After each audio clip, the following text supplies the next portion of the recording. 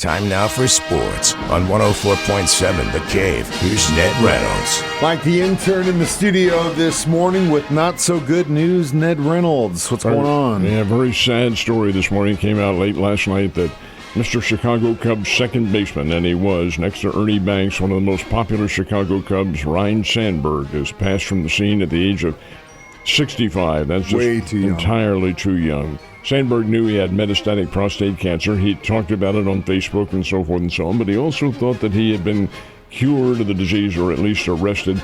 Came back very quickly, obviously a very virulent form of carcinoma, and it took his life yesterday. Sandberg was the Chicago Cubs back in the 1980s and early 90s.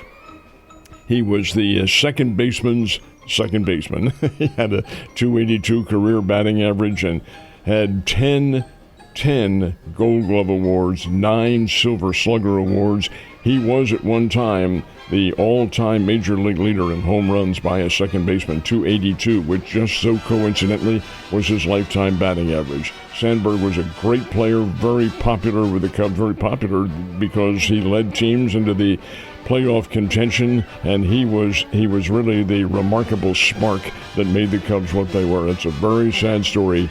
Ryne Sandberg leaving us at the age of 65. Definitely a thorn in the side of the St. Louis Cardinals there for that period of time as well, and definitely thank you for what you brought to the game.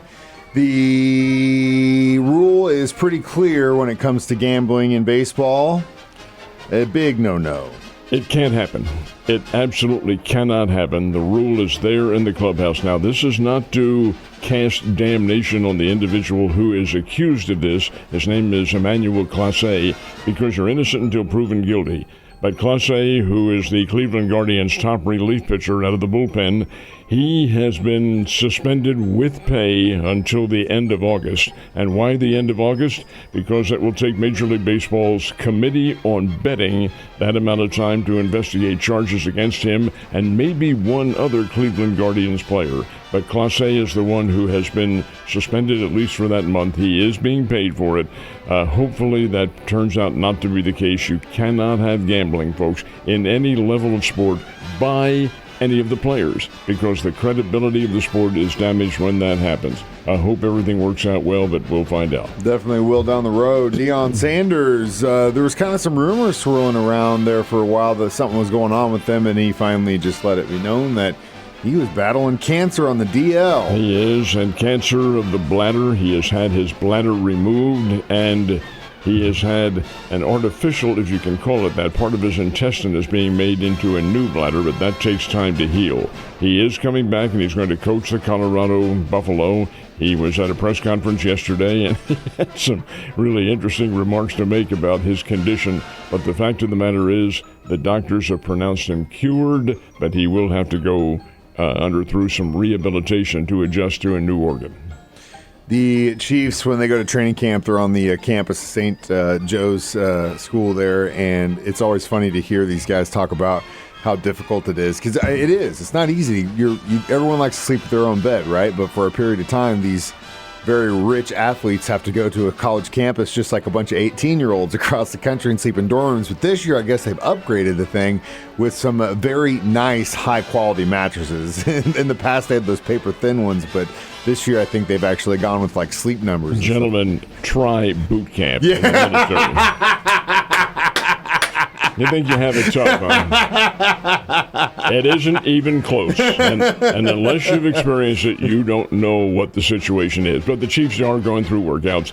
They are increasing in intensity by each day. That's the way it's designed to do. Are in pads. They have not had any full contact yet and probably won't for another couple days. But the Chiefs are getting ready. First exhibition game in the NFL is later this week. It's the July 31st, and that's when the Detroit Lions and the Los Angeles Chargers play the Hall of Fame game.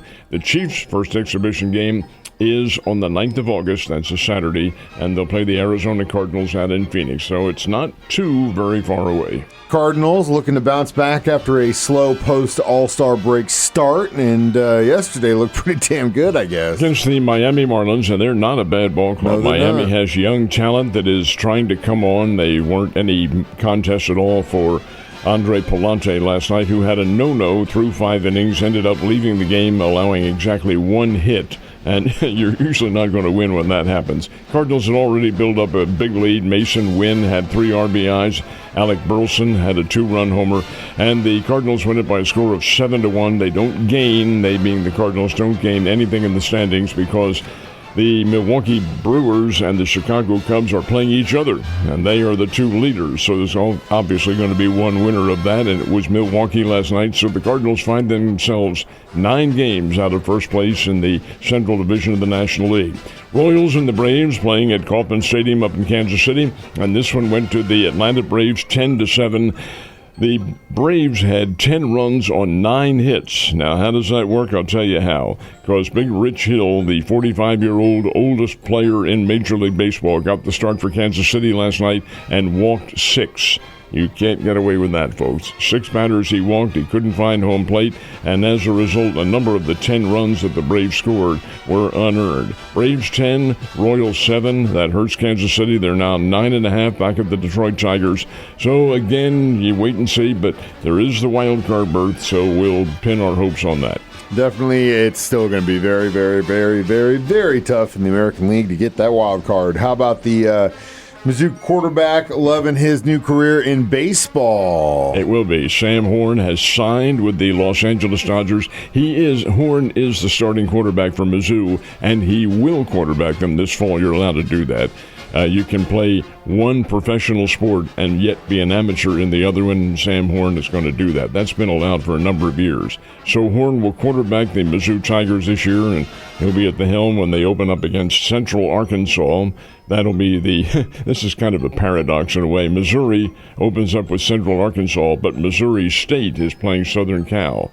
Now, when did anybody expect that to ever happen? But it has. It's a complete difference. Anyway, Sam Horn will be Mizzou's starting quarterback, but he will also, more than likely at the end of the football season, go to the Dodgers and their Arizona training camps and maybe in spring training next year. Man, what an exciting time for a young kid. Ned, have a great day, and I'll see you tomorrow.